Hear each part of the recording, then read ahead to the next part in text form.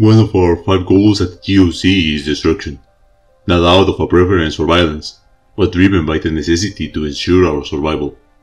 The anomaly we are reviewing today is a literal ticking bomb, compelling us to spring into action before the window of opportunity closes. Item number SCP-2399. Containment class, Keter. Disruption class, 5/Amida.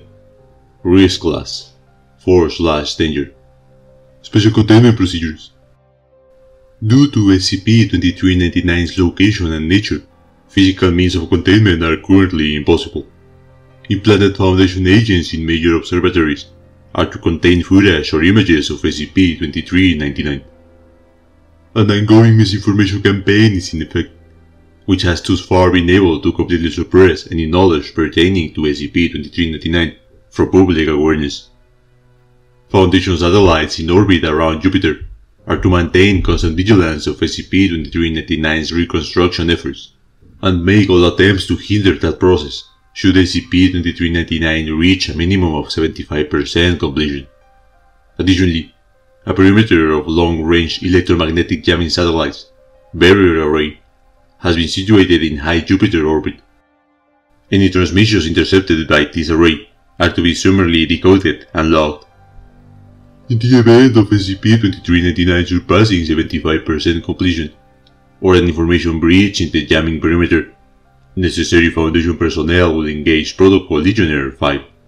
See Addendum 2399-L5, given its completion by that time. Description: SCP-2399 is a massive, complex mechanical structure currently located in Jupiter's lower atmosphere.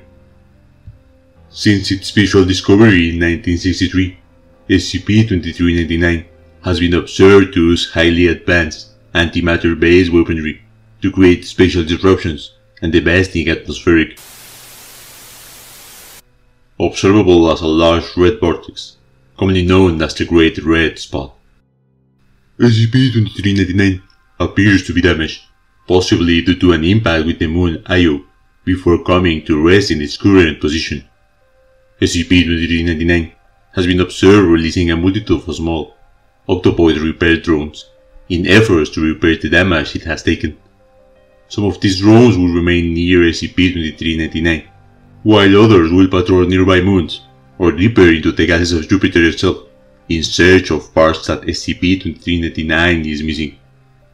Computer models estimate that SCP-2399 is at 59% completion, with a current rate of 0.78% annually. This rate has increased from an estimated 0.12% in 1970. Despite its damaged state, SCP-2399 seems to possess a limitless power supply, advanced electromagnetic shielding, matter-disrupting weaponry, the ability to repair damage done to itself, and a precise tracking and targeting system. See Addendum 2399-2B. Due to the large difference in technological advancement between the creator of SCP-2399 and our own, for all intents and purposes, SCP-2399 is currently indestructible by human means. In theory, SCP-2399 might be left vulnerable by a powerful enough electromagnetic pulse. Unfortunately, this technology does not exist yet. Since 1971, SCP-2399 has been the recipient of an unending stream of electromagnetic-based communications, originated in the Triangulum Galaxy, roughly 3 million light-years from Earth. The means of SCP-2399's travel to our solar system, and the means of its communications, are all unknown. From 1971 to 1985, SCP-2399 continuously received a single, encoded message which, through code breaking and translation efforts, appeared to be a command to repair the damage it incurred upon entering our solar system. After this time, the barrier array was established to intercept these messages. This coincided with a period of radio silence from the origin of the communications until 1996, when a different order began transmitting. The barrier array has thus far prevented SCP-2399 from receiving this command. See Addendum 2399, Com Log. SCP-2399 Discovery Notes. Access granted. SCP-2399 was originally observed, albeit unknowingly, by Giovanni Cassini in 1665. The following is taken directly from Cassini's journal on the event, translated from Italian to English. October 8, 1665. I have observed something extraordinary in the heavens. Last night, as I gazed through my looking glass, I saw what appeared to be a star of great luminescence strike through the far reaches of our solar system. I have never recorded an object moving so fast. It has surpassed the other planets in fewer than 2 hours. As I watched by my own 2 eyes, I saw it slow as it closed on Jupiter, make a sharp turn, and disappear into the planet itself. I saw many bursts of light afterwards, but although I continued to peer at it until the sun broke, I saw no additional disturbances in the night sky. I must continue to document these changes, and will alert my colleagues when the day is upon me. October 15, 1665. I took Peter to my observation point last night. With a whiff from the night, I saw the fire rain upon Jupiter in the heavens. He bowed along with his own looking glass, and together we aimed our view upon the giant. To our surprise, a magnificent change has occurred. Where once the distant world only showed bands of color, there is now a great red spot, where the star came to rest on the surface of Jupiter. Peter was incredulous, of course, that such an amazing discovery could have taken place before our very eyes. I will continue to take note on this. October 18, 1665. Tonight, as I peered through my looking glass, I swear on my life that I observed what looked to me like explosions and starbursts emanating from our red spot. I fear my mind is playing tricks on me, for there has been no record of such violent outbursts by a heavenly body since the dawn of astronomy. I will consult with Peter on the morrow, and hopefully glean from him some advice on the matter. October 19, 1665. Peter sees the same as I. As I approached him with my concerns, he leveled the same with me, and through our following discussion we concluded that it must be a powerful reaction from the falling star I saw upon the first night, and not a product of our own shortcomings. I am left wondering what cataclysmic event must be taking place upon our heavenly neighbor. Our work to document this must go on. Addendum 2399-2b. Access Addendum. At hours on. Barrier Unit 53 observed one of SCP-2399's repair drones closing on a piece of debris, quickly determined to be part of a damaged communication array. Because of the nature of this specific component and the ramifications of allowing SCP-2399 to recover it, it was ordered that Barrier Unit 45 fire upon the drone with its onboard concussion batteries. Batteries were discharged. However, the drone appeared undamaged. Footage obtained by Barrier Unit 53 shows that while the payload in question was launched toward the repair drone, it was destroyed within 5 kilometers of the target by additional charges originating from SCP-2399. Command lost contact with Barrier Unit 45 50 seconds after initial discharge, with video observation showing SCP-2399. The resulting spatial anomaly originating in determination of Barrier Unit 45 by Barrier Units 44, 51, and 55. Under no circumstances are any Barrier Units to further engage either SCP-2399 or drones released by SCP-2399. Addendum 2399-2C. Project Vegas. Information restricted to Level 4 personnel or above. Clearance accepted.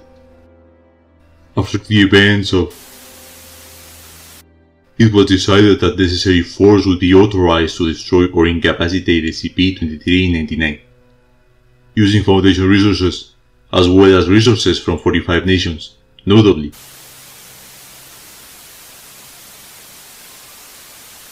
and a platform of warheads bearing empty payloads and warheads bearing EMP detonators was launched and placed in orbit around Europa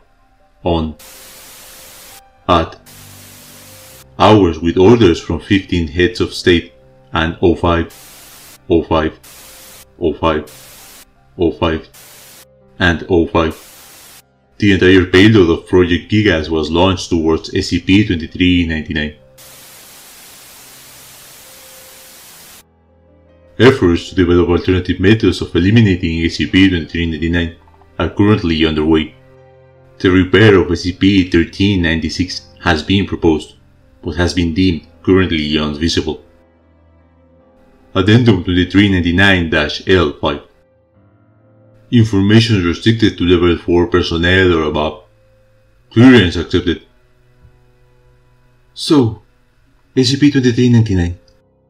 Have you ever sat and wondered, maybe after you hear about a car accident on a street you were just on, or a bombing in a city you were visiting, just how lucky you are to be alive? Just how many things have to go right for you to continue to exist? A few seconds too late, a few seconds too early, and somebody reaches for something they dropped, and a busload of people run into another busload of people. Sometimes this kind of thing does happen, as we've seen, far too often. But that's what we're here for, to protect those who can protect themselves from things that they wouldn't even know to protect themselves from. We can't do it all though. As many things as we've been capable to contain, as many things as we've been able to keep under lock that would have threatened to destroy us all, still far too many remain that we can't do anything about. Whether they're too big, or too fast, or too powerful, any of these things could blink and wipe humanity from existence. The fact that they haven't done so yet is just luck. SCP-2399, however, is different. We have little information regarding SCP-2399's motives, origins, and full capabilities. We do not understand how it is capable of communicating over such large distances, or why those who constructed it, if it was, in fact, constructed, sent it to us in the first place. We do not know what would happen if SCP-2399 is able to fully repair itself, or if part of our array would break down and a message would get through. We do not know this, so we must assume the worst. Judging by what we've seen, were SCP-2399 to have reached Earth, it would have led to our timely destruction. But sometimes humanity gets a little help. Sometimes something steps in the way of our apocalypse. For us, and for SCP-2399, it was Jupiter. As SCP-2399 began to slow in its approach to Earth, Cassini saw what we've been able to ascertain, that SCP-2399 stock IO was damaged and was unable to escape the gravitational pull of Jupiter. Its weapons activated as they were intended, but it was Jupiter that experienced doomsday, not us. Eventually, though, it's likely that SCP-2399 will resume full functionality, and will likely be able to pull away from Jupiter and proceed to its target. As of now, we can keep hurling bombs and EMPs at it all we want, but we've got no indication that any of it will so much as scratch the thing. On the contrary, experience dictates it would do nothing at all. If this were to happen now, we would undoubtedly be destroyed. Jupiter has given us time. For now, SCP-2399 will remain there, reassembling itself, while we devise some way to stop it. Like it or not, we are in an arms race with this thing. Our best guesses give us something like 25 years until it is able to hear past our dampening array. Until then, we must seize the opportunity that has been laid before us. We must use the time we have been given, and not let it be wasted. So, we devised Protocol Legionnaire, one gigantic EMP, powered by God knows what, followed by a volley of nukes, big enough to wipe out our civilization 1,000 times over. A blunt plan, and simple, and likely futile.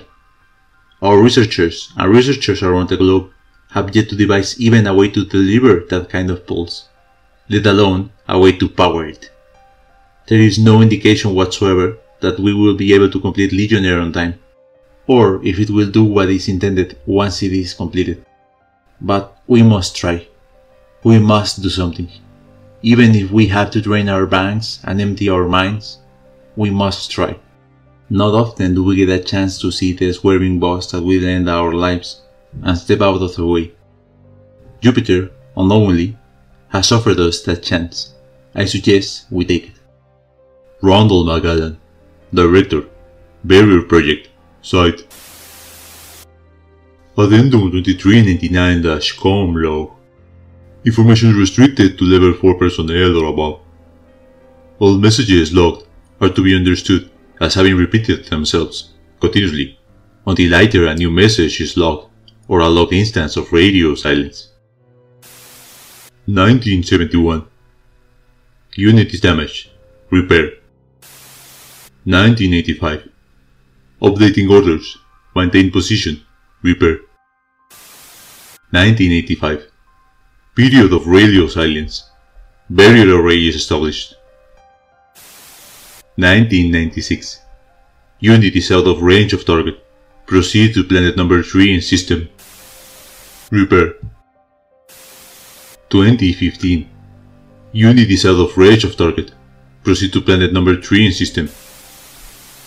Priority is target. Cease repairs. End log. Designated as SCP-2399, this gargantuan entity defies our very existence. Our mission today is to shed light on this looming threat. A mechanical titan whose origins and intentions remain shrouded in secrecy. As global local coalition operatives, we stand prepared to confront the unimaginable and safeguard our world against the cosmic forces that seek to disrupt it. The question now is if we will be able to do so in time. You can aid us in this mission by suggesting additional entries in the chat below. I am Virostris Anonymous. We are the GOC, and you have been informed.